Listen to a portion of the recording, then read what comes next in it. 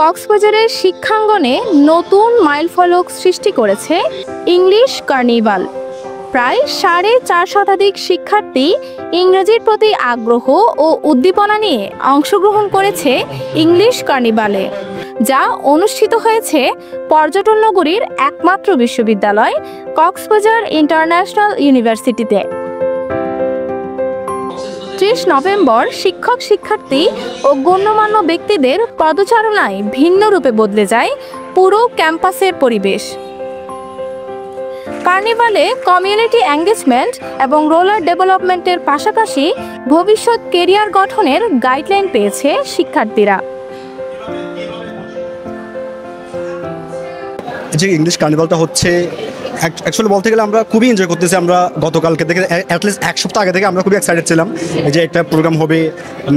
অনেকগুলো content creator বলেন, যারা ভালো ভালো সেলিব্রিটিরা, বিশেষ করে যারা খুবই এডুকেশন নিয়ে কাজ করে, ওরা আমাদের ইউনিভার্সিটিতে আসছে, যাদের কথা শুনে আমরা খুবই বেশি মুগ্ধ হয়েছি। অ্যাটলিস্ট খুব বেশি কেমনে নিজেকে ডেভেলপ করবো, তাদের মতো করে কেমনে একটা ক্যারিয়ার গঠন করবো। যেমন কি Cox's Bazar government college, Cox's Bazar city college, পরে অনেকগুলো স্কুল, সবগুলো মিলে একসাথে আমরা এক হয়েছি। তো খুবই ভালো লাগতেছে, সবার সাথে খুবই ভালো কমিউনিকেশন, খুব ভালোভাবে কথাবার্তা হয়েছে।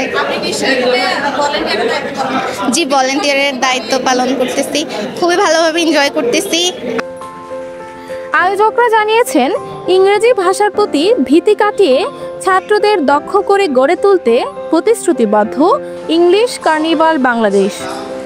ইয়ুথ ও স্কিল ডেভেলপমেন্ট নিয়ে কাজ করা গণ্যমান্য ব্যক্তিদের সমাগমে পরিপূর্ণ এই অনুষ্ঠানের সভাপতিত্ব করেন কক্সবাজার ইন্টারন্যাশনাল ইউনিভার্সিটির প্রতিষ্ঠাতা ও চেয়ারম্যান লায়ন মোহাম্মদ মুজিবুর রহমান।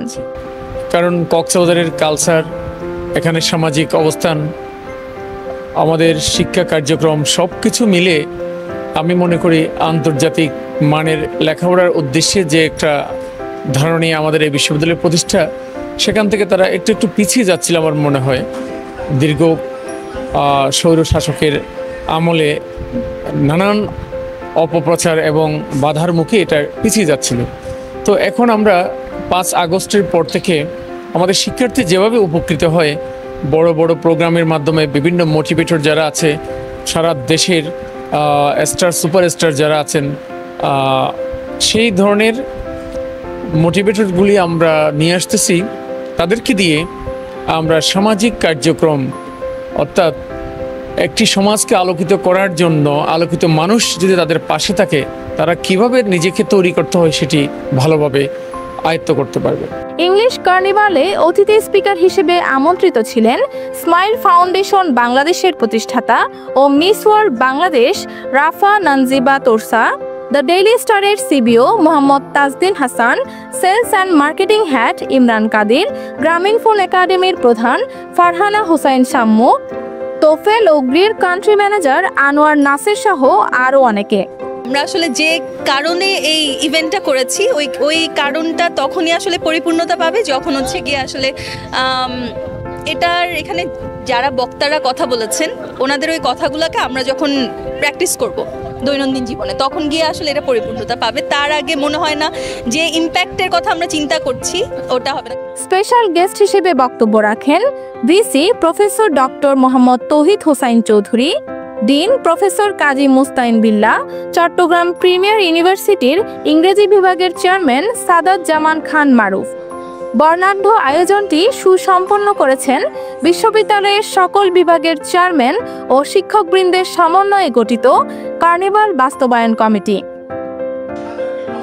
অ্যাডভয়ের আয়োজনে ইংলিশ কার্নিভাল শিক্ষার্থীদের ইংরেজি ভাষার প্রতি আগ্রহ এবং দক্ষতা বৃদ্ধির পাশাপাশি তাদের মধ্যে বন্ধুত্ব ও সৌহার্দ্যের বন্ধনও দৃঢ় করেছে।